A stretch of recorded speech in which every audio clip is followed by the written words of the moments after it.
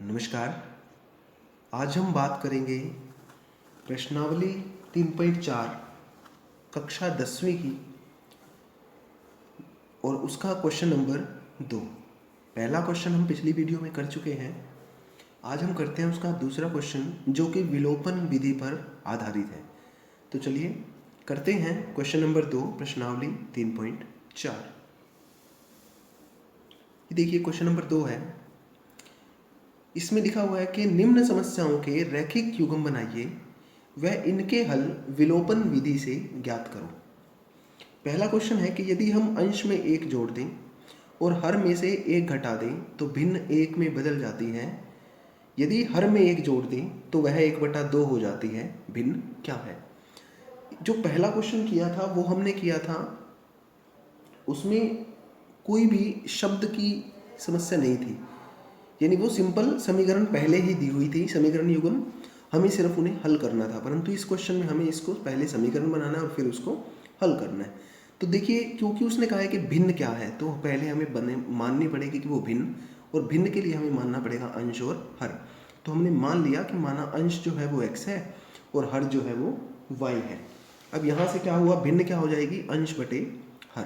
प्रश्नानुसार क्योंकि उसने कहा कि अंश में एक जोड़ना है और हर में से एक घटाना है, तो अंश में हमने एक जोड़ दिया और हर में से एक घटा दिया। हमारे पास भिन्न जो है वो हो गई 1/1, यानी 1 के बराबर कहा था, हमने 1/1 लिख लिया। आर पार गुना करेंगे, 1 को x/1 से करेंगे x/1, 1 को y-1 से करेंगे y-1। आगे समीकरण को हल करते हैं। y इधर प्लस का था, इधर जाके माइनस का, यानी x - y बराबर -1, और 1 प्लस का था उधर जाके माइनस का, यानी -1। x - y बराबर -2। दूसरी समीकरण बनानी है। उसने दूसरे में बात कही कि यदि हर में एक जोड़ दें तो वह 1/2 हो जाती है। तो हमने क्या किया, हर में एक जोड़ दिया, यानी 2x बराबर आर पार गुना करके 2x बराबर y/1, 2x - y बराबर 1, समीकरण नंबर 2। अब यदि देखें समीकरण नंबर 1 और 2 में हमारे पास जो y का गुणांक है वो दोनों बराबर हैं। जैसे देखिए, यहाँ y के साथ क्या था, 1 था, -1, और यहाँ भी y के साथ क्या है, -1। यूँ कहें कि 1 था दोनों के साथ। तो हमने क्या किया, दोनों को घटा दिया। तो समीकरण नंबर 1 व 2 को घटाने पर घटाएंगे, निशान बदल जाएंगे, माइनस प्लस माइनस। y से y कटा, x में से 2x गए, माइनस के x, माइनस के 2 और माइनस का 1, माइनस के 3, माइनस से माइनस काट देंगे, उत्तर आएगा x बराबर 3। जब x का मान आ जाए तो हम y का मान निकालते हैं।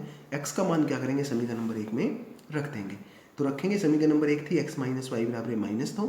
हमारे पास क्या आ जाएगा, x का मान हमने रखा 3, 3 - y बराबर -2, 3 इधर प्लस का था उधर जाके माइनस का, -y बराबर -2 - 3, y का मान आ गया 5।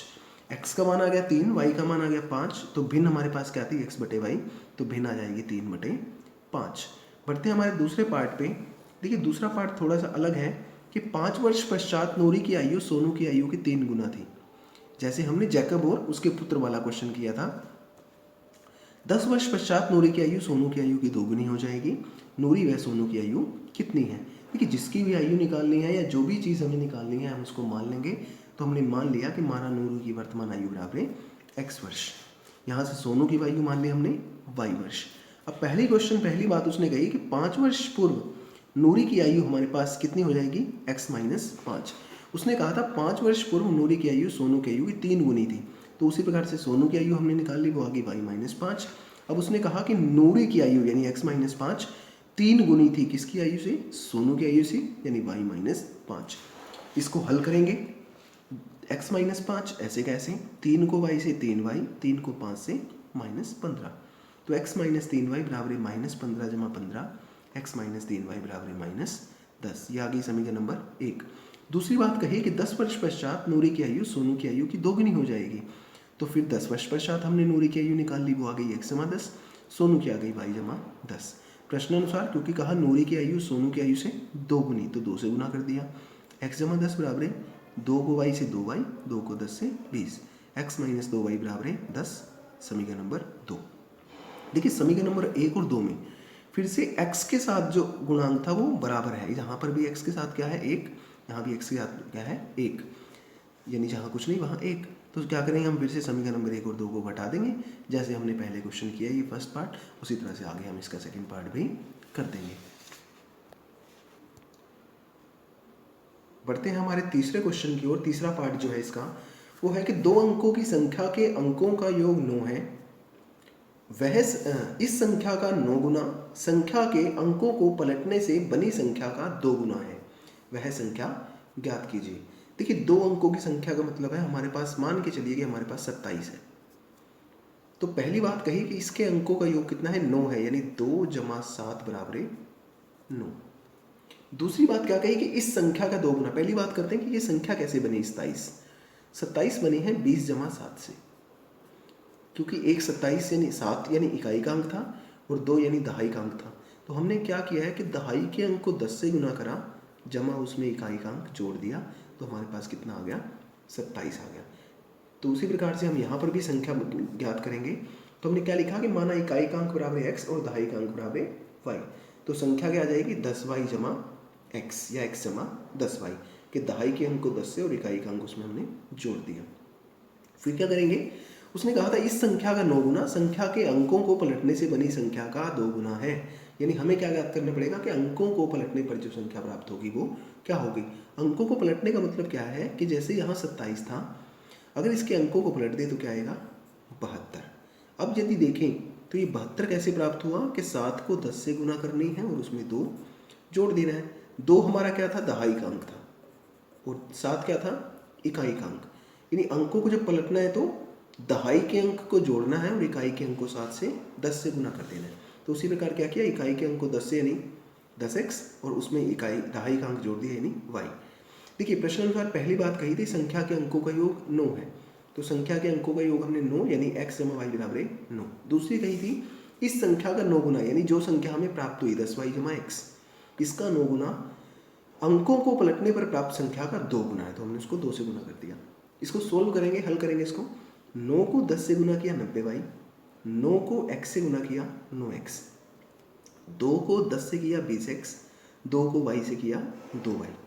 तो क्या आ गया, देखिए 90y जमा 9x हम उधर ले गए, वो माइनस का, यानी 20x में से 9x गया 11x, 2y में से 90y गया 88y, क्योंकि बड़ा माइनस का है तो उत्तर किसका आया, ये माइनस का, इसलिए 11x माइनस 88y।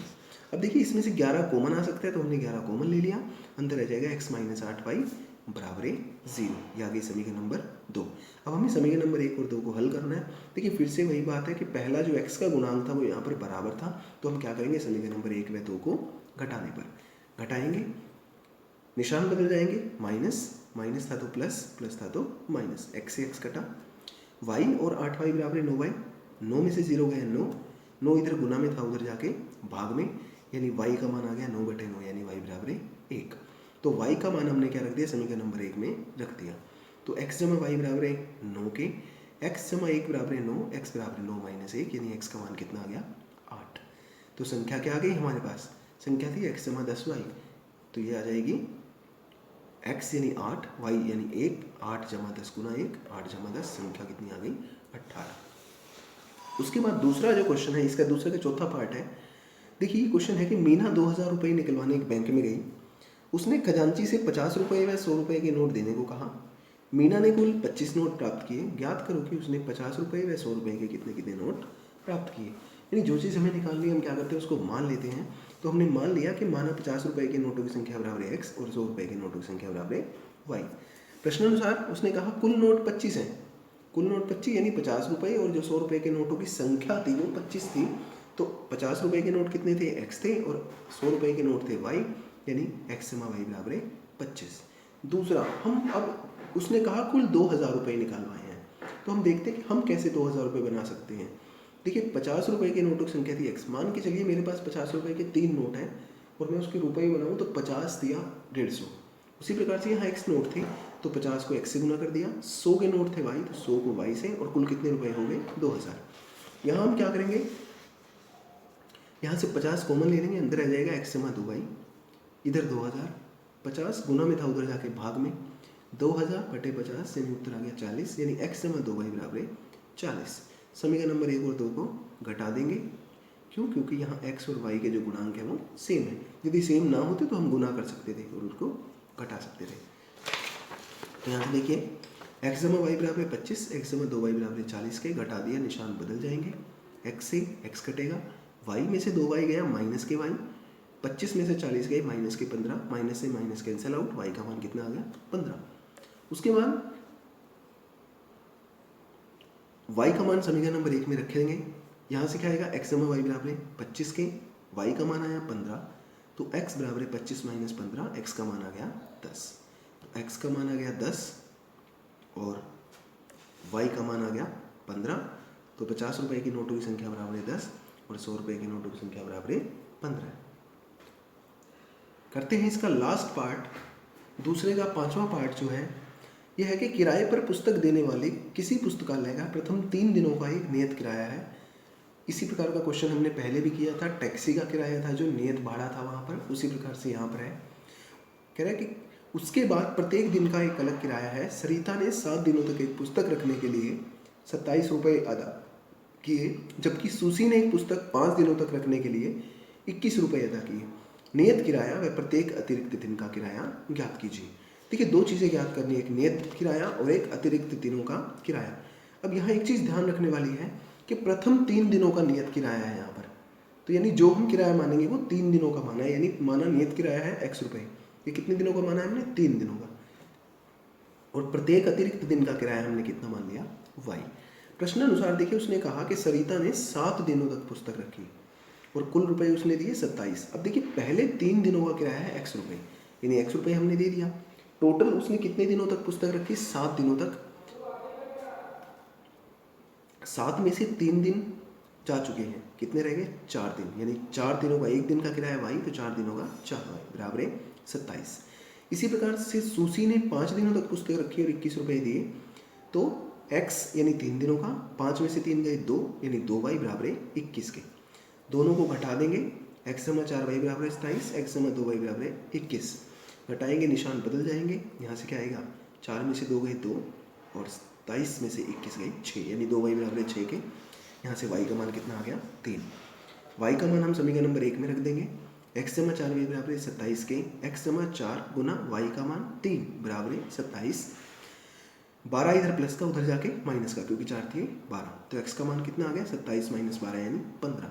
x क्या था, नियत किराया, और y क्या था, प्रत्येक अतिरिक्त दिन का किराया। तो नियत किराया आ गया 15 रुपये और प्रत्येक अतिरिक्त दिन का किराया कितना आ गया, 3 रुपये। धन्यवाद।